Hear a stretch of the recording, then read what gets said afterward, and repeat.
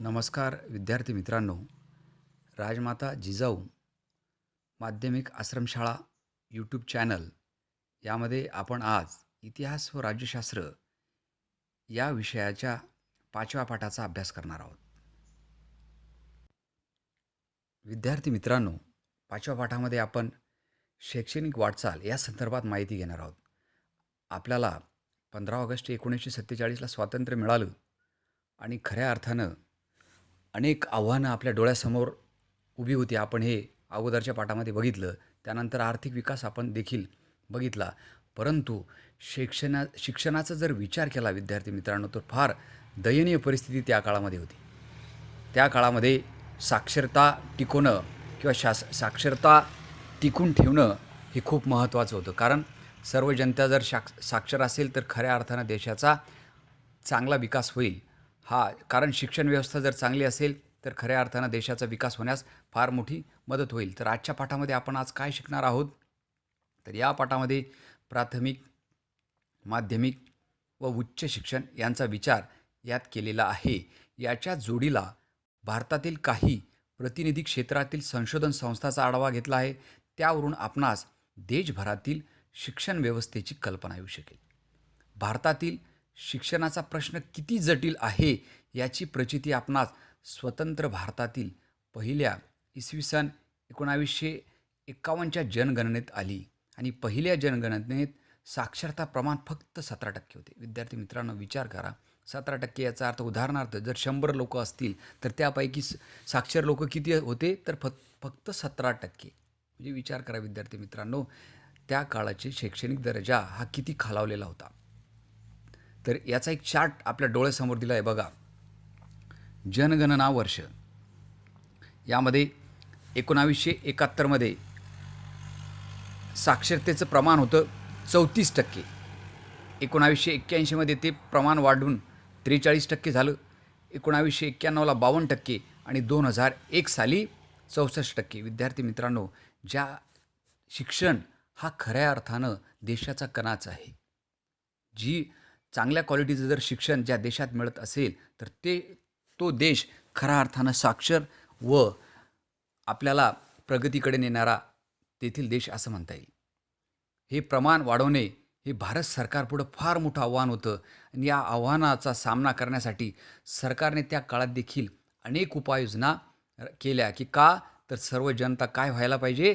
तर साक्षर होणं गरजेचं आहे. जर साक्षर असेल तरच आपण खऱ्या अर्थानं प्रगतीकडे जाऊ. जर निरक्षर जनता असेल तर त्यामध्ये अंधश्रद्धा असतील, अनेक गोष्टीचा भाग त्यामध्ये येतो आणि पर्यायाने काय होतं तर आपला सामाजिक विकास असेल किंवा शैक्षणिक विकास असेल किंवा आर्थिक विकास होऊ शकतो का? नाही. तर त्यासाठी महत्त्वाचं काय आहे तर चांगल्या क्वालिटीचं शिक्षण आणि प्रत्येक व्यक्ती हा साक्षर असावा. त्यामध्ये प्राथमिक शिक्षण. प्राथमिक शिक्षणाचा जर विचार केला तर 6 ते 14 वयोगटातील विद्यार्थ्यांना जे शिक्षण दिले जातं त्याला प्राथमिक शिक्षण असे म्हणतात. विद्यार्थी मित्रांनो, पहिलीपासून ते वयाच्या 14 वर्षापर्यंत म्हणजे 8वीपर्यंत जे शिक्षण दिलं जातं त्याला प्राथमिक शिक्षण असं म्हणलं जातं. 1988मध्ये केंद्र सरकारने प्राथमिक शिक्षणाचा प्रसार व शैक्षणिक दर्जामध्ये सुधारणा करण्यासाठी खडू-फळा योजना सुरू केली आणि योजना ऑपरेशन ब्लॅकबोर्ड या नावाने ओळखली जाते.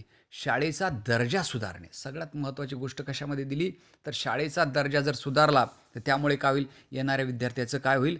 खऱ्या अर्थानं शिक्षण घेण्याचं त्याचं जे ठाम मत त्या संदर्भात निर्माण होईल.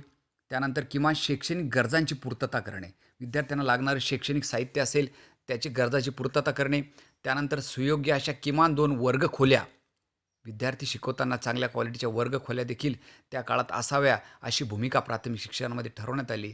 त्यानंतर सुयोग्य व स्वच्छतागृह, 2 शिक्षकांपैकी 1 स्त्री शिक्षिका आणि फळा, त्यानंतर नकाशा, प्रयोगशाळा साहित्य, छोटेसे ग्रंथालय, मैदान, क्रीडा साहित्य यासाठी सरकारने शाळांना निधी उपलब्ध करून दिला. विद्यार्थी मित्रांनो, याच्यामागे एकच उद्दिष्ट होता की विद्यार्थ्यांना सर्व प्रकारचं शिक्षण मिळावं, त्याचं खेळ देखील त्यात व्हावा, त्यांचं मनोरंजन देखील व्हावं, त्यानंतर त्याला वाचनाची आवड निर्माण व्हावी, त्यानंतर सर्व गोष्टी त्याला सर्व सुविधा मिळाल्या तर खऱ्या अर्थानं तो तिथं रमेल आणि काय होईल त्यामध्ये त्याचं मनोरंजन होईल किंवा चांगल्या पद्धतीचं तो शिक्षण घेऊ शकेल.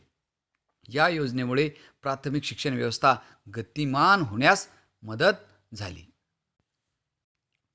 विद्यार्थी मित्रांनो, तुम्हाला हे माहीत आहे का? तुम्हाला महाराष्ट्र राज्याची निर्मिती किंवा स्थापना आपण म्हणू ती कधी झाली? तर 1960ला.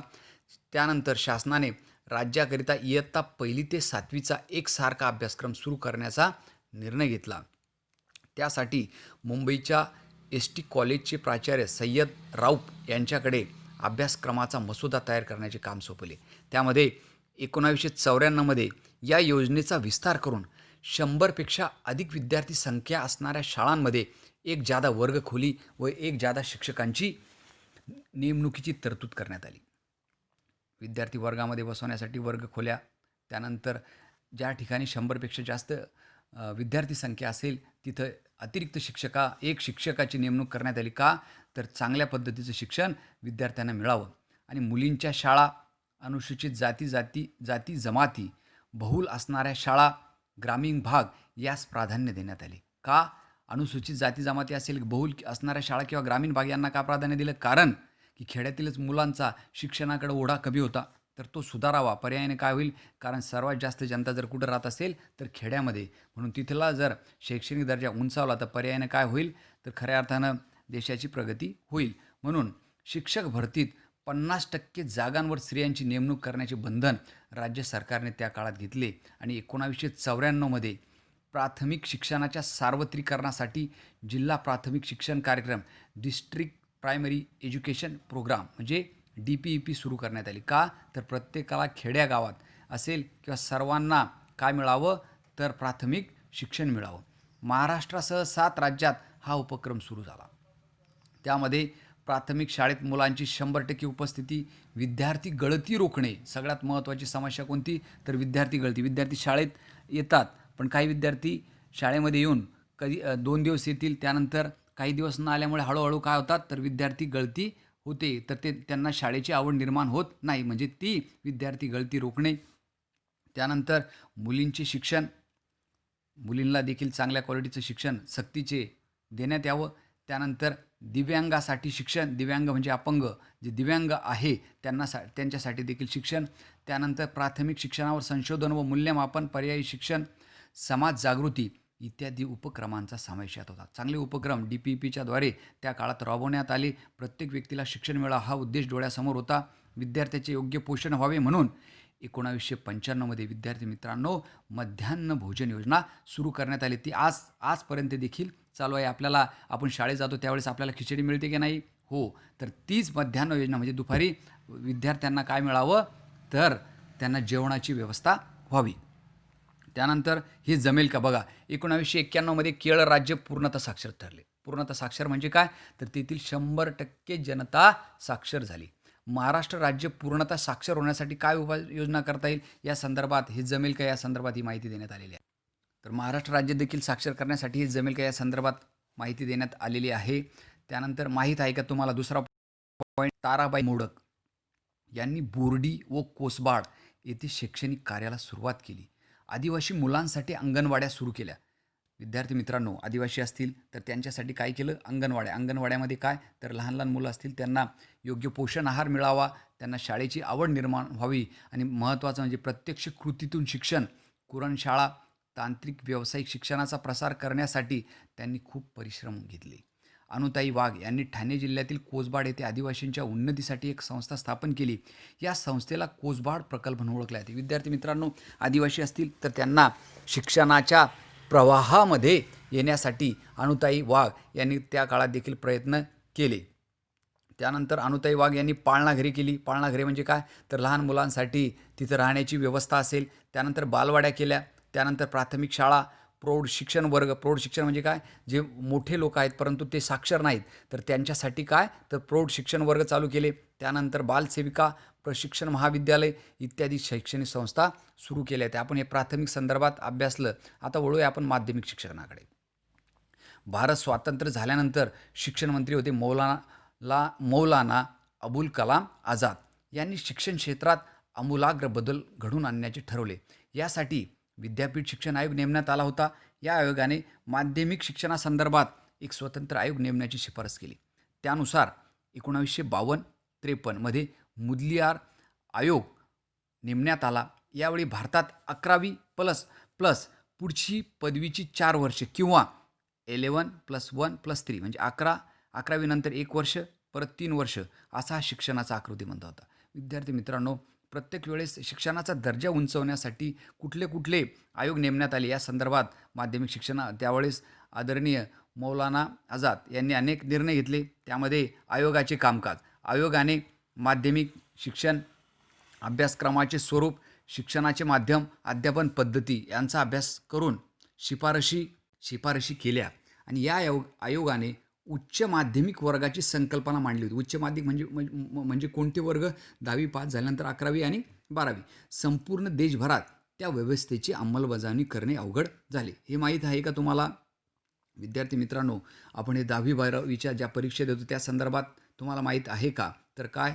तर महाराष्ट्र राज्य माध्यमिक व उच्च माध्यमिक शिक्षण मंडळ या संस्थेची स्थापना आपण जे म्हणतो ना 10वीची बोर्ड परीक्षा, 12वीची बोर्ड परीक्षा या संदर्भात 1 जानेवारी 1966 रोजी पुणे येथे याची स्थापना करण्यात आली आणि इयत्ता 10वी व 12वीच्या शालांत परीक्षा या मंडळामार्फत घेतल्या जातात आणि शिक्षण संक्रमण हे मासिक मंडळाच्या वतीने प्रकाशित केले जाते. मंडळ कशाला म्हणायचं? तर ते बोर्ड, SSC बोर्ड आपण ज्याला म्हणतो, HSC बोर्ड म्हणतो, 10वीची बोर्ड परीक्षा, 12वीची बोर्ड परीक्षा याच्या संदर्भात ही माहिती देण्यात आलेली आहे. त्यामध्ये बघा, कोठारी आयोग 1964 मध्ये डॉक्टर DS कोठारी यांच्या अध्यक्षतेखाली पुन्हा एक आयोग नेमण्यात आला. या आयोगाच्या कामकाजात JP नाईक यांचे मोलाचे योगदान आहे. या आयोगाने माध्यमिक, उच्च माध्यमिक व विद्यापीठ स्तरावरील 10+2+3 म्हणजे 10वी, त्याच्यानंतर 2 वर्ष 11वी-12वी आणि 3 वर्ष first year, second year, third year म्हणजे विद्यापीठाचे या आकृतिबंधाचा पुरस्कार केला आणि 1972 पासून ही व्यवस्था अंमलात आली. आज पण तीच व्यवस्था आहे. विद्यार्थी मित्रांनो, कोठारी आयोगाने शिक्षणाची एकच राष्ट्रीय पद्धत असावी, मातृभाषा हिंदी व इंग्रजी भाषांचा शिक्षणात समावेश करावा. लक्षात घ्या, काय सांगितलं कोठारी आयोगाने त्या काळामध्ये? त्यामध्ये सांगितलं की राष्ट्रीय पद्धत असावी, त्यामध्ये मातृभाषा असावी. समजा तुम्ही महाराष्ट्र राज्यात राहत असाल तर मातृभाषा, त्यानंतर हिंदी ही राष्ट्रीय भाषा आणि इंग्रजी भाषांचा शिक्षणात समावेश करावा. शिक्षण तळापर्यंत झिरपण्यासाठी निरंतर शिक्षण, प्रौढ शिक्षण कशासाठी दिलं? तर जे लोक शाळेत शिकले नाही, जे निरक्षर होते, त्यांना साक्षर करण्याचे मोठे वयस्कर झाल्यानंतर, प्रौढ झाल्यानंतर त्यांना प्रौढ शिक्षण देण्यात यावं. पत्राद्वारे शिक्षण. त्यानंतर विद्यार्थी मित्रांनो, मुक्त विद्यापीठ आज पण चालू आहेत. असे उपक्रम सुचवले. अनुसूचित जाती जमातीसारख्या उपेक्षित घटकास प्राधान्य देणे. सरकारी अंदाजपत्रकात शैक्षणिक खर्चावरील तरतुदी वाढवणे अशा शिफारशी केल्या. सगळ्यात महत्त्वाचं, त्या काळामध्ये देखील शैक्षणिक खर्चावर शैक्षणिकच्या संदर्भात कसा खर्च करता येईल अशा अंदाजपत्रक बांधण्यात आले. कारण शिक्षणावरच जर भर दिला तर खऱ्या अर्थाने या देशाची प्रगती होईल. महाराष्ट्र राज्याने 10+2+3 म्हणजे 10वी, त्यानंतर 2 वर्ष 12वी, 11वी-12वी आणि 3 वर्ष विद्यापीठं ही शैक्षणिक रचना 1972 मध्ये स्वीकारून 1975 मध्ये 10वीची पहिली शालांत परीक्षा घेतली. विद्यार्थी मित्रांनो, आपण जी 10वीची परीक्षा, बोर्ड परीक्षा दरवर्षी असते की नाही, तर तिची सर्वात पहिले सुरुवात झाली 1975 मध्ये आणि 1975 मध्ये पहिली 10वीची शालांत परीक्षा घेण्यात आली. त्यानंतर कोठारी आयोगाने सांगितलेली शिक्षणाची उद्दिष्ट बघा खाली, त्यांनी 10+2+3चा फॉर्म्युला दिला. त्यामध्ये शिक्षणाचे आधुनिकीकरण करणे. सगळ्यात महत्त्वाचं काय सांगितलं शिक्षणाच्या उद्दिष्टामध्ये? तर शिक्षणाचे आधुनिकीकरण करणं, अपडेट चांगलं म्हणजे आधुनिक शिक्षण देण्यात यावं. सामाजिक व राष्ट्रीय एकात्मता टिकवण्यासाठी शिक्षण देण्यात यावं हे उद्दिष्ट डोळ्यासमोर ठेवलं. त्यानंतर सामाजिक, नैतिक, आध्यात्मिक मूल्यांची देखील जोपासना करण्यात यावी हे उद्दिष्ट डोळ्यासमोर ठेवलं. त्यानंतर शिक्षण उत्पादकता हे उद्दिष्ट डोळ्यासमोर ठेवलं. त्यानंतर लोकशाहीचे संरक्षण व संवर्धन होणं. म्हणजे विद्यार्थी मित्रांनो, ज्यावेळेस तुम्ही शाळेत जाल तर या संदर्भात उद्दिष्ट त्या काळामध्ये ठेवण्यात आले. त्यामधून खऱ्या अर्थानं लोकशाही असेल, त्यानंतर शिक्षणाचा दर्जा असेल, सामाजिक असेल, राष्ट्रीय एकात्मता या सर्व बाबीचा विचार याच्यामध्ये करण्यात आला. ज्यामधून जो विद्यार्थी शिक्षण घेईल तर त्याच्यामध्ये हे सर्व गुण जोपासायला पाहिजे. त्यानंतर आलं उच्च शिक्षण. हे झालं माध्यमिक शिक्षण. आता आपण कुठं वळूया? उच्च शिक्षण. स्वातंत्र्योत्तर कालखंडातील शिक्षण. भारत स्वातंत्र्य झाल्यानंतर 1948 मध्ये केंद्र सरकारने डॉक्टर सर्वपल्ली राधाकृष्णन यांच्या अध्यक्षतेखाली विद्यापीठ शिक्षण आयोगाची नियुक्ती केली आणि आयोगाकडे आर्थिक अनुदान असेल, विद्यापीठाचा दर्जा व समन्वय ही कामे देण्यात आली. त्यामध्ये कार्यपद्धती बघा कशी, तर आयोगाने पंचवार्षिक पद्धती स्वीकारली. त्या काळात देखील शिक्षणाचा दर्जा विद्यापीठी स्तरावर असेल तर तो राबवण्यासाठी डॉक्टर सर्वपल्ली राधाकृष्णन यांच्या अध्यक्षतेखाली विद्यापीठ शिक्षण आयोगाची नियुक्ती करण्यात आली आणि त्यांनी सांगितलं की विद्यापीठांना अनुदान मंजूर करून वाटप करण्याचे कार्य सरकारच्या वतीने करण्यास सुरुवात केली. विद्यार्थी मित्रांनो, ज्या देशाचं शैक्षणिक दर्जा जर चांगला असेल तर विद्यार्थी मित्रांनो लक्षात ठेवा, जर चांगल्या क्वालिटीचा जर विद्यार्थी खऱ्या अर्थानं शिक्षण घेऊन जर निघाला तर त्या देशाची प्रगती कोणीही थांबवू शकत नाही. का तर त्यामध्ये गुणवत्ता असेल, हे लक्षात घ्या. त्यामुळं विद्यापीठ स्तरावर देखील अनुदान मंजूर करण्यात आलं. विद्यापीठी शिक्षण नियोजन अभ्यासक्रमात सुसूत्रता आणणे, शिक्षणाद्वारे राष्ट्रीय गरजांना प्राधान्य, उच्च शिक्षणाच्या विविध योजनांची आखणी व अंमलबजावणी या गोष्टी या आयोगात करण्यात आल्या. सगळ्यात महत्त्वाचं, शिक्षणाद्वारे राष्ट्रीय गरजांना प्राधान्य दिले. राष्ट्रीय एकात्मता असेल, सामाजिक एकात्मता असेल, राष्ट्रीय गरजांना प्राधान्य उच्च शिक्षणातून देण्यात यावं, ही भूमिका त्या काळात मांडण्यात आली. तर या आयोगाने विद्यापीठ विकास परिषदा स्थापने, पदव्युत्तर अध्यापनासाठी प्रगत अध्यापन केंद्रे, सगळ्यात महत्त्वाचं अध्यापन केंद्राची निर्मिती करण्यात आली. नवी विद्यापीठं स्थापन करण्यात आली. यात मोलाची कार्य केली. नवी विद्यापीठं कशासाठी, तर उच्च शिक्षण, विद्यापीठी स्तरावर शिक्षण हे सर्व विद्यार्थ्यांना मिळावं म्हणून त्या काळामध्ये अनेक विद्यापीठं स्थापन झाली. भारतात दूरदर्शन आगमन झाल्यावर कंट्री वाईड क्लासरूम या कार्यक्रमाचे आयोगाच्या वतीने दूरदर्शनवर प्रसारण करण्यात आले. विद्यार्थी मित्रांनो, दूरदर्शनवर प्रसारित करण्याचा हेतूच होता की खेड्यापाड्यातील ग्रामीण भागातील प्रत्येक व्यक्तीला शिक्षण कळावं, शिक्षणाचं महत्त्व कळावं आणि त्यातून त्यांनी शिक्षण घ्यावं. विद्यार्थी मित्रांनो, हे माहीत आहे का तुम्हाला, तर 1965 महाराष्ट्रात कला शिक्षणाचे धोरण आखण्यासाठी व ते कला संस्थाद्वारे अंमलात आणण्यासाठी कला संचालनालयाची स्थापना करण्यात आली. शालेय पातळीवर घेतल्या जाणाऱ्या ड्रॉइंग ग्रेड परीक्षेचे आयोजन करण्याची जबाबदारी या विभागाने घेतली. म्हणजे चित्रकलेच्या संदर्भात कला संस्थेद्वारे कला शिक्षण 1965 याची स्थापना करण्यात आली. त्यानंतर सगळ्यात महत्त्वाचं विद्यार्थी मित्रांनो, जो आपण शिक्षण घेतो त्या संदर्भात NCERTची भूमिका खूप महत्त्वाची आहे. त्याला म्हणतात national council of education research and training. त्यामध्ये 1 सप्टेंबर 1961 रोजी दिल्ली येथे या संस्थेची स्थापना करण्यात आली. का करण्यात आली, तर केंद्र सरकारला शालेय शिक्षणाच्या बाबतीत सर्वकष धोरणासंदर्भात आणि शैक्षणिक योजनाच्या अंमलबजावणीत मदत करणे या संस्थेचा मुख्य उद्दिष्ट आहे. का उद्दिष्ट होतं NCERTचा, तर विद्यार्थी मित्रांनो, केंद्र शासनाला काय करण्यात यावं, तर शैक्षणिक योजनेच्या अंमलबजावणीत मदत करणे, म्हणजे चांगल्या क्वालिटीचं शिक्षण कसं देता येईल या संदर्भात NCERTने हा पुढाकार घेतला आणि त्याची स्थापना हे 1961 करण्यात आली. त्यामध्ये शिक्षणविषयक संशोधन असतील, चांगलं शिक्षण कसं देण्यात यावं, कुठले पुस्तकं असायला पाहिजे, कसं ट्रेनिंग शिक्षकांना देण्यात यावं. त्यानंतर विकास प्रशिक्षणं देण्यात आली, ट्रेनिंग आपण जे म्हणतो शिक्षकांना अध्यापन कसं देण्यात यावं. त्यानंतर विस्तार असतील, शैक्षणिक कार्यक्रम असतील, शालेय अभ्यासक्रम व पाठ्यपुस्तकाची पुनर्रचना याची जबाबदारी NCERTकडे सोपवण्यात आली. शालेय स्तरावर पहिलीला कुठलं पुस्तक असावं, दुसऱ्या इयत्तेला कुठलं पुस्तक असावं, तिसऱ्या इयत्तेला पुस्तक कुठलं असावं, तर या प्रत्येक वर्गाला पुस्तकं कोणती असावी या संदर्भात NCERTकडे हे सोपवण्यात आलं. या संस्थेने केंद्रीय माध्यमिक शिक्षण मंडळाच्या सहकार्याने शालेय अभ्यासक्रम व पाठ्यपुस्तकाची निर्मिती करण्यात मध्यवर्ती भूमिका बजावली. सगळ्यात महत्त्वाची भूमिका NCERTने त्या काळात राबवली. तर कुठल्या वर्गाला कोणतं शिक्षण द्यावं, कोणत्या पाठ्यपुस्तकाची निर्मिती करण्यात यावी, हा सर्व उद्दिष्ट डोळ्यासमोर ठेवण्यात आलं. त्यामध्ये NCERTने शिक्षकांसाठी मार्गदर्शिका, कार्यपुस्तिका, अध्यापन प्रशिक्षण, अध्यापन तंत्राचा विकास आणि राष्ट्रीय स्तरावर प्रज्ञाशोध परीक्षा असे उपक्रम राबवले. म्हणून NCERTची भूमिका त्या काळात देखील खूप महत्त्वाची होती. कुठल्या पद्धतीचे पुस्तक द्यावं, अध्यापन कसं द्यावं, त्यानंतर कसे ट्रेनिंग शिक्षकांना देण्यात यावे, ज्यामुळे चांगल्या क्वालिटीचं शिक्षण हे विद्यार्थ्यांना मिळवं, त्यांचे मानसिक असेल, त्यानंतर शारीरिक विकास कसा व्हावा, विद्यार्थी कशा पद्धतीने शैक्षणिकदृष्ट्या सक्षम व्हावं आणि दिलेले उद्दिष्ट कसे आपण सफल करू, ज्यामुळे राष्ट्रीय स्तरावर एक चांगला विद्यार्थी निर्माण होईल याचा अभ्यास NCERTने त्या काळामध्ये केला. विद्यार्थी मित्रांनो, NCERTच्या धर्तीवर सर्व राज्यात परत SCERT ही संस्था स्थापन करण्यात आली. आता SCERT म्हणजे काय, तर स्टेटच्या संदर्भात, राज्याच्या संदर्भात पुस्तकं असतील, अभ्यासक्रम असेल, तर याचं एक नियोजन करण्यासाठी SCERTची स्थापना करण्यात आली.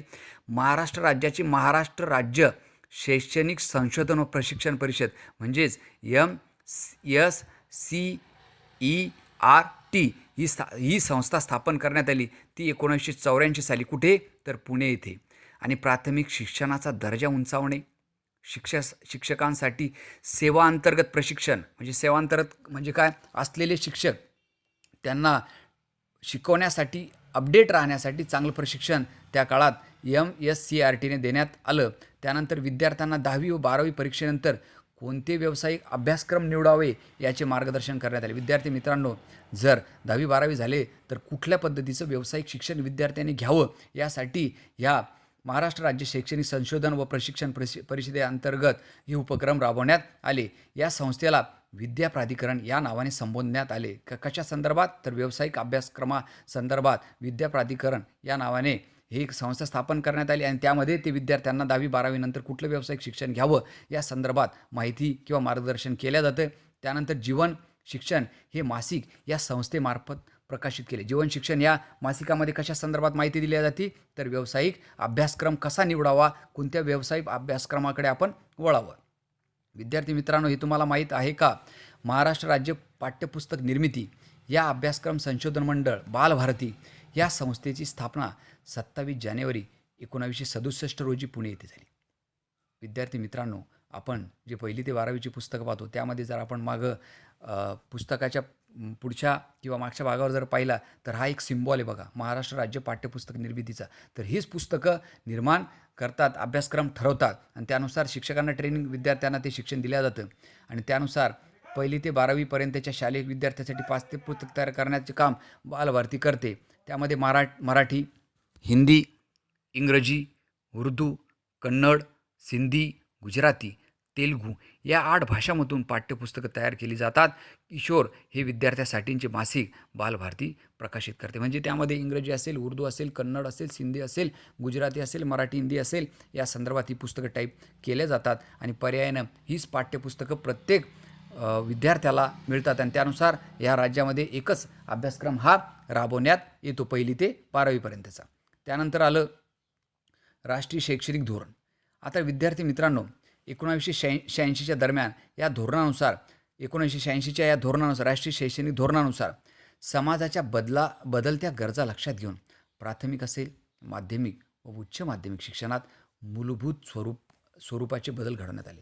विद्यार्थी मित्रांनो, कारण निरंतर शिक्षण असेल, जुन्या शिक्षण पद्धतीत आधुनिकीकरण आपल्याला करायचं असेल तर राष्ट्रीय शैक्षणिक धोरणामध्ये हा अभ्यास करण्यात आला. या धोरणात सर्व राज्यांकरता किमान एक राष्ट्रीय अभ्यासक्रम सूचित करण्यात आला आणि त्यात भारतातील सर्व विद्यार्थ्यांना समान शैक्षणिक संधी उपलब्ध व्हावी अशी अपेक्षा आहे. आणि त्यामुळं सगळ्यात महत्त्वाचं समान शिक्षण संधी, याचा अर्थ काय, तर सर्व देशातील विद्यार्थ्यांना या राष्ट्रीय अभ्यासक्रमाअंतर्गत समान शिक्षण मिळावं हे धोरण 1986नुसार राबवण्यात आलं. प्रत्येक राज्यातील त्याच्या सांस्कृतिक, भौगोलिक व ऐतिहासिक गरजानुसार राष्ट्रीय अभ्यासक्रमात लवचिकता आणण्यास वाव दिलेला आहे. सांस्कृतिक असेल, भौगोलिक असेल, त्या राज्यानुसार हा अभ्यास करण्यात आला. आणि त्यानुसार राष्ट्रीय शैक्षणिक धोरण 1986ची परिणामकारक अंमलबजावणी होण्यासाठी राष्ट्रीय स्तरावर तयार करण्यात आलेल्या कृती कार्यक्रमावर आधारित प्राथमिक शिक्षण अभ्यासक्रम 1988 तयार करण्यात आला. विद्यार्थी मित्रांनो, त्यामध्ये आधुनिकीकरण असेल, नवीन शैक्षणिक धोरणामध्ये कुठला बदल करावा यानुसार 1986चे धोरण हा कृती कार्यक्रम 1988मध्ये करण्यात आला. हे विद्यार्थी मित्रांनो, हे तुम्हाला माहीत आहे का बघा. क्षमताधिष्ठित प्राथमिक शिक्षण अभ्यासक्रम 1995. तर प्राथमिक शिक्षण अभ्यासक्रम 1988 कार्यान्वित होत असतानाच राष्ट्रीय स्तरावर किमान अध्ययन क्षमता निश्चित करण्यासाठी डॉक्टर R.H. दवे यांच्या अध्यक्षतेखाली समिती गठन करण्यात आली. दवे समितीने भाषा असेल, गणित व परिसर अभ्यास या विषयासाठी इयत्ता 5वीपर्यंतच्या किमान अध्ययन क्षमतांचे तक्ते विकसित केले आणि त्यामध्ये एकाच इयत्तेमधील क्षमता कोणत्या क्रमाने विकसित व्हाव्यात हे दर्शवले जाते. विद्यार्थी मित्रांनो, यामध्ये विद्यार्थ्यांचा भाषा असेल, गणित व परिसर अभ्यास याचा अभ्यास करण्यात आला आणि यानुसार इयत्ता 5वीपर्यंतच्या किमान अध्ययन क्षमतेचा तक्ते त्या काळामध्ये करण्यात आले. आता विद्यार्थी मित्रांनो बघा, शैक्षणिक याच्यामध्ये उपग्रहाचा वापर करण्यात आला. 1975मध्ये शैक्षणिक कारणासाठी उपग्रहाचा वापर करणे साध्य करण्यात भारताने यश मिळवले. त्यामध्ये इस्रोचे शास्त्रज्ञ एकनाथ चिटणीस यांनी यात महत्त्वाची भूमिका बजावली. बघा, याच्यामध्ये एज्युसॅट उपग्रह आपल्या डोळ्यासमोर दिसेल. यामध्ये स्पेस ॲप्लिकेशन सेंटर या अहमदाबाद येथील अंतरिक्ष आयोग केंद्राच्या नेतृत्वाखाली साईट म्हणजे सॅटेलाइट इन्स्ट्रक्शनल टेलिव्हिजन एक्सपेरिमेंट हा शैक्षणिक कारणासाठी प्रयोग करण्यात आला आणि उपग्रहाद्वारे शिक्षण प्रणाली ही कल्पना इथून पुढे आली आणि या उपक्रमात अमेरिकेने भारताला मदत केली आणि यातूनच ग्रामीण भागात दर्जेदार शिक्षणाची सोय करण्यात आली. या उपग्रहाद्वारे प्रत्येक विद्यार्थ्यांना दूरदर्शनद्वारे शिक्षण मिळावं ही भूमिका त्या काळामध्ये राबवण्यात आली. आणि पर्यायाने पुढे इंदिरा गांधी राष्ट्रीय मुक्त विद्यापीठ.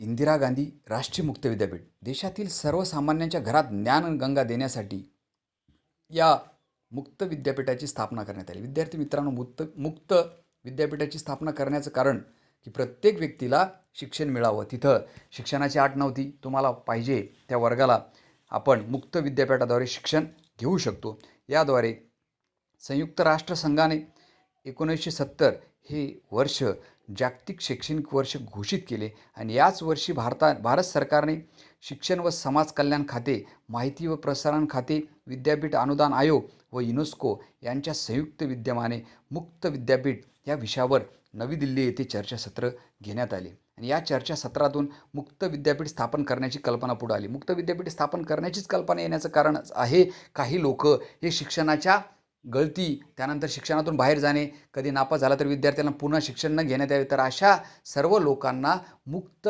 विद्यापीठाद्वारे शिक्षण देण्यात आलं आणि 1974मध्ये सरकारने पी पार्थसारथी यांच्या अध्यक्षतेखाली एक समिती नेमली. आजही विद्यार्थी मित्रांनो हे विद्यापीठ आजही कार्यरत आहे. यांच्या सूचनानुसार व शिफारशीनुसार 20 सप्टेंबर 1985 रोजी मुक्त विद्यापीठ आकारास आले आणि प्रधानमंत्री इंदिरा गांधी यांचे नाव या विद्यापीठाला देण्यात आले. आता जाणून घ्या, आपल्या महाराष्ट्रामध्ये यशवंतराव चव्हाण महाराष्ट्र मुक्त विद्यापीठ नाशिक येथे 1989 साली स्थापन करण्यात आले. आजही मुक्त विद्यापीठाद्वारे शिक्षण देण्यात येतं. या मुक्त विद्यापीठाबाबत आंतरजालाच्या इंटरनेट मदतीने देखील माहिती करून घ्या. या मुक्त विद्यापीठात ज्यांना औपचारिक पद्धतीने महाविद्यालयीन शिक्षण घेता आले नाही, त्यांना लक्षात घ्या. औपचारिक याचा अर्थ असं की जे सतत रेग्युलर, उदाहरणार्थ 10वी झाला तो 11वी झाला, 12वी फर्स्ट इयर सेकंड सतत निरंतर शिक्षण घेतं, पण ते झालं औपचारिक शिक्षण. पण अनौपचारिक याचा अर्थ काय, तर काही विद्यार्थ्यांना म्हणजे सलग शिक्षण घेता येत नाही, तर अशा विद्यार्थ्यांना त्या घरी बसून का होत नाही, पण औपचारिक शिक्षण घेतल्या जाते या विद्यापीठाद्वारे. त्यांनी घरी बसूनच अभ्यास करावा. त्यांना प्रवेशासाठी पात्रता, वय व अन्य अटीमध्ये सूट देण्यात आली. विद्यार्थ्याला जर शिक्षण घ्यायचं असेल तर तो जाऊन तिथं शिक्षण घेऊ शकतो. विद्यापीठाने 1990मध्ये आकाशवाणी व दूरदर्शनच्या माध्यमातून दृकश्राव्य पद्धतीने दूरस्थ शिक्षण कार्यक्रम सुरू करण्यात आले. विद्यार्थी मित्रांनो, ज्या विद्यार्थ्याने मुक्त विद्यापीठामध्ये ॲडमिशन घेतलं तर त्याचं शिक्षणाचं काय व्हावं, त्याचं तर रेग्युलर पिरियड होत होती का, तर नाही. कारण का, तरी अनौपचारिक शिक्षणामध्ये मोडतं. म्हणून त्यांनी काय करावं, तर टेलिव्हिजन, दूरदर्शन असेल किंवा आकाशवाणी असेल याद्वारे आपला अभ्यास करावा. त्यामध्ये विद्यापीठाने विविध शाखांमधून 1000हून अधिक अभ्यासक्रम राबवले आणि या देशात 58 प्रशिक्षण केंद्र, प्रदेशात 41 केंद्र स्थापन करून विद्यापीठाने शिक्षणाची सोय केली. विद्यार्थी मित्रांनो लक्षात घ्या, त्यामध्ये किती शाखा होत्या, तर 1000हून अधिक शाखा त्यामध्ये होत्या. म्हणून विद्यार्थ्याला आवडेल त्या शाखेमध्ये तो प्रवेश घेऊ लागला. त्यामध्ये परत संशोधन संस्था असेल किंवा विज्ञान, स्वातंत्र्योत्तर काळात देशात वैज्ञानिक संशोधनाला चालना द्यावी व त्या संशोधनाचे लाभ सर्वांपर्यंत पोचावेत म्हणून 1950मध्ये council of scientific and industrial research या संस्थेची स्थापना करण्यात आली आणि पदार्थ विज्ञान असेल, रसायन असतील, औषधे असतील, अन्न प्रक्रिया असतील किंवा खाणकाम अशा क्षेत्रात संशोधन सुरू झाले. विद्यार्थी मित्रांनो, या संस्थेमधील संशोधनाला चा लाभ भारतातील उद्योगांना व्हावा म्हणून औद्योगिक संस्थांबरोबर करार करण्यात आले. त्यामुळे भारताची आयात कमी होऊन परकीय चलनाची बचत झाली आणि या संस्थेने मूलभूत संशोधनाला चालना दिली आणि उच्च शिक्षणासाठी परदेशात गेलेल्या विद्यार्थ्यांना भारतात परत येण्यासाठी या संस्थेच्या प्रयोगशाळेची महत्त्वाची भूमिका बजावली. विद्यार्थी मित्रांनो, लक्षात घ्या, तर काही लोक पदार्थविज्ञान असेल, रसायन असेल, औषध असेल किंवा अन्न प्रक्रिया असेल या संदर्भात किंवा उच्च शिक्षण घेण्यासाठी जे विदेशात जात होती, कारण का तर आपल्या भारतामध्ये त्या काळामध्ये योग्य पद्धतीत शिक्षण मिळत नसावं म्हणून परदेशात जाणारे विद्यार्थी कुठे यावे तर औद्योगिक संस्थांबरोबर करार करण्यात आल्यामुळे ते विदेशात जाणारे शिक्षण घेणारे विद्यार्थी कुठं आले तर परत आपल्या भारतात येऊन पुन्हा उच्च क्वालिटीचं चांगल्या गुणवत्तेचं शिक्षण ती घेण्यास सुरुवात झाली. या संस्थेने मतदानाकरता बोटाला लावण्यात येणारी शाई, त्यानंतर हिवताप, त्यानंतर हत्तीरोग, क्षयरोग यावरील औषधे, पाणी शुद्धीकरण तंत्रज्ञान, बांबू उत्पादन या काळात कपात या गोष्टी केल्या. DNA फिंगरप्रिंटिंग तंत्रज्ञान भारतात सर्वप्रथम वापरणे, अंदमानातील आदिवासींचा जनुकी अभ्यास करून त्या जमाती 60,000 वर्ष जुन्या आहेत हे सिद्ध करणे, म्हणजे भूकंपाची आगाऊ सूचना मिळवणे इत्यादी गोष्टी या संस्थेने केल्या. लक्षात घ्या, फार मोठी भूमिका म्हणजे विज्ञान व तंत्रज्ञान, त्यानंतर आधुनिकीकरण शिक्षणाकडे आपण हळूहळू विद्यार्थी मित्रांनो वळायला लागलो आणि खऱ्या अर्थानं आवड विद्यार्थ्यांना मिळायला लागली आणि जे शिक्षण विदेशात मिळत होतं ते कुठे मिळायला लागलं आता आपल्या भारतामध्ये. त्यानंतर कडुनिंबाचा कीटकनाशक म्हणून वापर करणे, जखम बरी करण्यासाठी हळदीचा वापर, तांदळाच्या जाती संदर्भातील स्वामित्व पेटंट या गोष्टीमध्ये CSIR या संस्थेने महत्त्वाची भूमिका बजावली आणि भारतीय परंपरागत ज्ञानाचा डिजिटल कोश तयार करून तो 8 आंतरराष्ट्रीय भाषांमध्ये CSIRने उपलब्ध करून दिला. कारण विद्यार्थी मित्रांनो, आपल्या देशाला फार जुनी परंपरा, फार संस्कृती, रूढी, आयुर्वेद असेल या संदर्भात खूप मोठी परंपरा आहे आणि चांगल्या क्वालिटीचं शिक्षण आपल्याला देण्यात यावं किंवा मिळावं यासाठी CSIRने अनेक प्रयत्न यामध्ये केले. त्यानंतर आपण वळूया गणित या विषयाकडे. गणितामध्ये आता एक एक विषयाचा कशा पद्धतीने शिक्षणाची दर्जा कसा उंचावत चालला, त्यामध्ये गणितात तामिळनाडूमधील national institute for research in the mathematical and physical science ही संस्था 1962 मध्ये स्थापन झाली आणि गणित विषयातील सर्वोच्च संशोधनाला या संस्थेने चालना दिली. त्यामध्ये गणिती सूत्र असेल, अनेक गोष्टीचा अभ्यास या काळामध्ये करण्यात आला. त्यानंतर वळूया आता ज्यावरच हे सर्व जग अवलंबून आहे ते म्हणजे संगणक, कॅम्प्युटर आपण ज्याला म्हणतो. 1969 मध्ये आपण स्वदेशी बनावटीचं संगणक तयार केलं. विद्यार्थी मित्रांनो, लक्षात ठेवा, भारताने 1969 मध्ये स्वदेशी स्वतःचं बनावटीचं संगणक तयार केलं म्हणजे कॅम्प्युटर तयार केलं. त्यामध्ये इंडियन स्टॅटिस्टिकल इन्स्टिट्यूट आणि जादवपूर विद्यापीठ यांनी संयुक्तपणे ISIJU या देशी बनावटीचा पहिला संगणक तयार केला. टाटा कन्सल्टन्सी सर्व्हिसेस अर्थात TCS या कंपनीला 1974 मध्ये अमेरिकेतून सॉफ्टवेअर निर्मिती क्षेत्रातील कंत्राट मिळाले आणि भारतात सॉफ्टवेअर उद्योगाची सुरुवात झाली. संगणकामुळे शास्त्रीय संशोधनाला वेग वाढला. बरोबर आहे की नाही? संगणक मिळाल्यामुळे काय झालं तर आपण खऱ्या अर्थानं परत प्रगतीकडे जाण्यास सुरुवात झाली. आपले शैक्षणिक दर्जा असेल किंवा उद्योगधंदे असतील, सगळ्या बाबतीत आपण हळूहळू काय व्हायला लागलो तर आता प्रगतीकडे जाण्यास सुरुवात झाली आणि 1987 मध्ये अमेरिकेने भारताला महासंगणक देण्यास नकार केला. लक्षात घ्या विद्यार्थी मित्रांनो, कुठल्याही देशाने आपल्याला मदत केली नाही, कारण आपणच शैक्षणिक दर्जा जर विचार केला तर भारतीय लोक खूप हुशार आहेत. त्या दृष्टीने 1987 मध्ये अमेरिकेने भारताला महासंगणक दिला का तर नाही, तर राजीव गांधी सरकारने स्वतःच महासंगणक विकसित करण्याचा निर्णय घेतला आणि 1988 मध्ये केंद्र सरकारने पुणे येथे centre for development and advance computing SIDAC या संशोधन संस्थेची स्थापना केली आणि 1991 मध्ये डॉक्टर विजय भटकर यांच्या नेतृत्वाखाली परम 8000 हा महासंगणक भारताने तयार केला. विद्यार्थी मित्रांनो, लक्षात घ्या, जे विकसित राष्ट्र होती त्यांनी आपल्याला हे संगणक देण्यास मनाई केली, परंतु भारतानेच संगणकाची निर्मिती कधी केली तर 1991. का तर आपण त्या दर्जा ठरवणारे हे लोक, आपण भारतीय लोक शैक्षणिकदृष्ट्या असेल किंवा ज्ञानाच्या बाबतीत खऱ्या अर्थानं पुढं आहोत हे सिद्ध त्या काळामध्ये करण्यात आलं. त्यानंतर Bhabha atomic research centre BARC या संस्थेने nuclear physics, solid test physics, spectroscopy, chemical and life sciences अशा विविध विषयात मोलाचे संशोधन केले. अणुभट्टी निर्मितीसाठी शास्त्रज्ञांना प्रशिक्षण देण्यासाठी ट्रेनिंग स्कूल काढण्यात आली. विद्यार्थी मित्रांनो लक्षात घ्या, म्हणजे आपण हळूहळू कुठं वाढायला लागलो आता विज्ञान, तंत्रज्ञान, उद्योगधंदे या संदर्भात शैक्षणिक दर्जा उंचवण्यात हळूहळू आपण प्रगतीकडे निघायला लागलो. त्यानंतर वळूया आपण अभियांत्रिकी. आता त्यामध्ये IIT.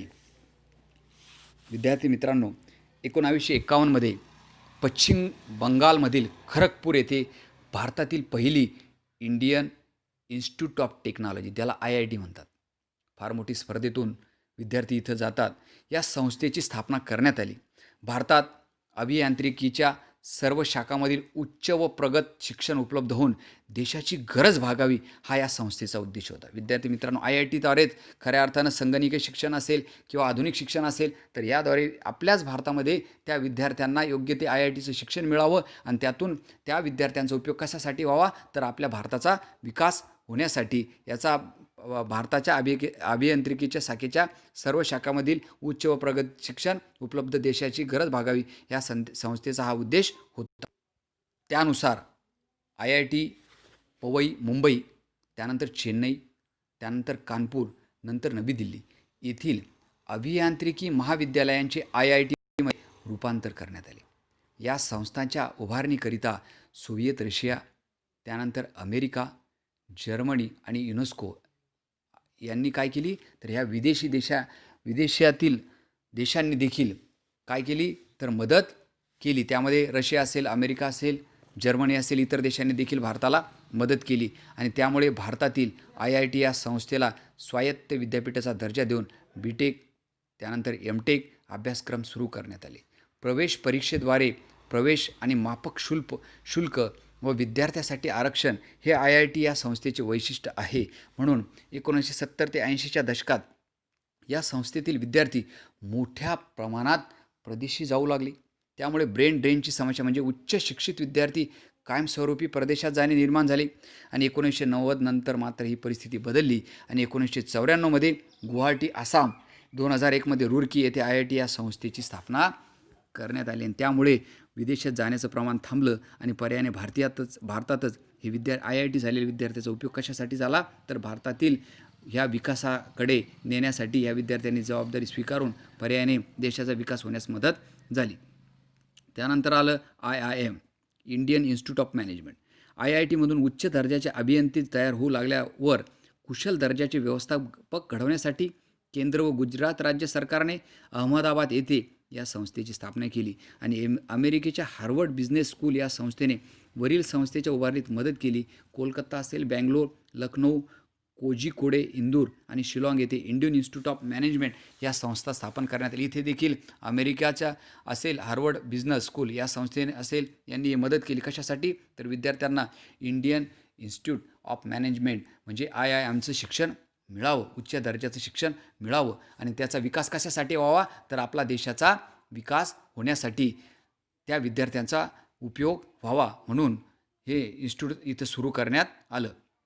विद्यार्थी मित्रांनो तुम्हाला हे माहीत आहे का तर film and television institute of India या संस्थेत चित्रपट निर्मिती संदर्भातील शिक्षण मिळते. दिग्दर्शन असेल, संकलन आणि अभिनय अशा चित्रपटाशी निगडीत असणाऱ्या सर्व गोष्टीचे शास्त्रशुद्ध प्रशिक्षण देण्याची सोय या संस्थेत झाली आणि पुण्यातील प्रभात फिल्म कंपनीचा वारसा या संस्थेने मिळाला. विद्यार्थी मित्रांनो काही लोकांना चित्रपट निर्मितीची आवड असेल किंवा दिग्दर्शन किंवा डायरेक्टर आपण ज्याला म्हणतो किंवा ॲक्टर किंवा अभिनय करण्याची जर आवड असेल तर या फिल्म अँड टेलिव्हिजन इन्स्टिट्यूटची स्थापना त्या काळामध्ये करण्यात आली. आपण या पाठामध्ये सर्व शैक्षणिक दर्जा कसा बदलत चालला, कसं अपडेट, आधुनिकीकरण, जागतिकीकरण कसं व्हायला लागलं तर या संदर्भातच माहिती घेतो. त्यामध्ये पुन्हा आलं नॅशनल इन्स्टिट्यूट ऑफ डिझाईन 1961मध्ये NID ज्याला म्हणतो आपण. 1961मध्ये अहमदाबाद येथे औद्योगिक आरेखन इंडस्ट्रियल डिझायनिंग या विषयाचे शिक्षण देण्यासाठी या संस्थेची स्थापना करण्यात आली. या संस्थेने 1963 ते 64मध्ये बेसिक डिझाईन, त्यानंतर ग्राफिक डिझाईन, वस्तूंचे डिझाईन, व्हिज्युअल कम्युनिकेशन हे अभ्यासक्रम सुरू केला आणि या संस्थेने आकाशवाणी संच, गणकयंत्र त्याला आपण कॅल्क्युलेटर या वस्तूचे आरेखन डिझाईन, इंडियन एअरलाइन्स या स्टेट बँक यांची बोधचिन्ह तयार करणे ही कामे महत्त्वाची आहेत. यानुसार NIDने हे केलं. त्यानुसार कुठल्याही विद्यार्थी मित्रांनो लक्षात घ्या, ज्यावेळेस औद्योगिकरण होत असताना कुठल्याही नवीन जर एखादी वस्तू जर बाजारात येत असेल तर त्या अगोदर त्याची डिझाईन तयार करण्यात येते आणि त्याचं संशोधन NIDच्या द्वारे हे 1961 ही संस्था अहमदाबादमध्ये स्थापन करण्यात आली आणि त्यामुळे अनेक आणि नवीन उपक्रम याद्वारे राबवण्यात आले. त्याच्यानंतर विद्यार्थी मित्रांनो, संशोधन संस्था आणि वैद्यक क्षेत्र. आता फार महत्त्वाची भूमिका. स्वातंत्र्योत्तर कालखंडात वैद्यकीय क्षेत्रात आपण जे डॉक्टर म्हणतो, वैद्यकीय क्षेत्रातील संशोधनासाठी 1949 भारतीय वैद्यकीय अनुसंधान परिषद ICMRची स्थापना केली आणि या संस्थेवर देशातील विद्यापीठे, त्यानंतर वैद्यकीय महाविद्यालय, शासकीय व बिगर शासकीय संशोधन संस्था यांना संशोधनासाठी सहकार्य, मार्गदर्शन व आर्थिक सहाय्य उपलब्ध करून देण्याची जबाबदारी देण्यात आली. विविध रोगावर संशोधन करणारी 26 केंद्र देशभरात सुरू झाली. विद्यार्थी मित्रांनो लक्षात घ्या, त्या काळात देखील विविध रोगं होती, तर त्याच्यावर संशोधन करण्यासाठी ICMRद्वारे वैद्यकीय क्षेत्रात संशोधन 1949 भारतीय वैद्यकीय संशोधन परिषदेची स्थापना करण्यात आली. त्यामध्ये 26 रोगावर संशोधन करण्यास सुरुवात झाली.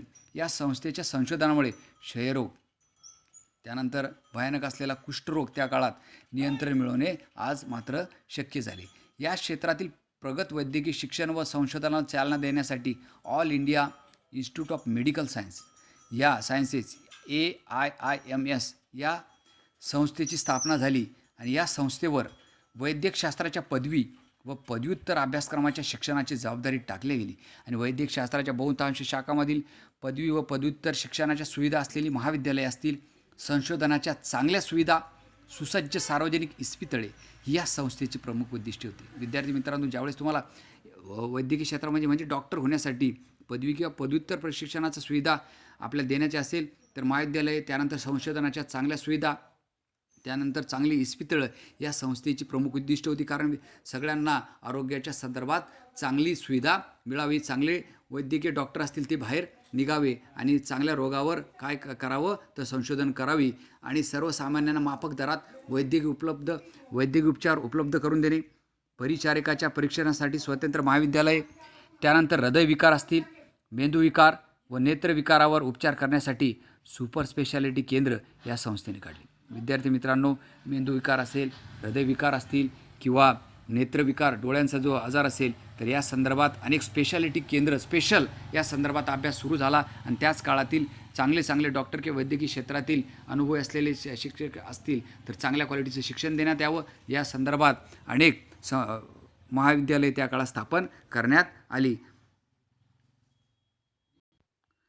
वैद्यकीय क्षेत्राचा अधिक विकास करण्यासाठी 1958 मेडिकल काउन्सिल ऑफ इंडिया या संस्थेचे पुनर्गठन केले आणि या संस्थेवर वैद्यकीय शिक्षणाच्या गुणवत्तेचे निकष निश्चिती व देखरेख आणि तपासणीची जबाबदारी टाकण्यात आली. विद्यार्थी मित्रांनो, तुम्हाला माहीत आहे का, आयुर्वेद, त्यानंतर निसर्गोपचार, युनानी व होमिओपॅथी या चिकित्सा पद्धतीमध्ये संशोधन व विकास घडवून आणण्यासाठी 1969 central council for research and Indian medicine and homeopathy या संस्थेची स्थापना करण्यात आली. 1979 या संस्थेचे विसर्जन करून 3 नव्या संस्था स्थापण्यात आल्या. Central council for research and Unani medicine, central council for research and homeopathy, number 3 central council for research and in योग अँड नेचर क्युअर. या संस्थांकडे त्या चिकित्सा पद्धतीद्वारे विविध रोगावर संशोधन, चाचण्या, औषधांच्या प्रमाणीकरणाची जबाबदारी सोपवण्यात आली. आयुर्वेद आणि निसर्गोपचार भारतामध्ये आपण, कारण एक जुनी परंपरा असलेला आपला देश आहे, त्यामध्ये कर्करोग शिक्षण. विद्यार्थी मित्रांनो, कर्करोग म्हणजे कॅन्सर, यामध्ये advance centre for treatment research and education in cancer he Tata memorial सेंटरची शाखा आहे. कर्करोगावरील उपचार, संशोधन आणि कर्करोगासंबंधीच्या शिक्षणासाठी राष्ट्रीय स्तरावरील केंद्र म्हणून ही संस्था कार्यरत आज देखील आहे. कर्करोग हा फार मोठा भयानक रोग त्या काळामध्ये देखील होता, परंतु आज उपचार पद्धती, अनेक संशोधनं त्यामध्ये करण्यात आली. संशोधन संस्था. आता विद्यार्थी मित्रांनो, कृषी संदर्भात, कारण भारत हा कुठला देश आहे तर एक कृषी प्रधान देश म्हणून आपल्याला ओळखलं जातं.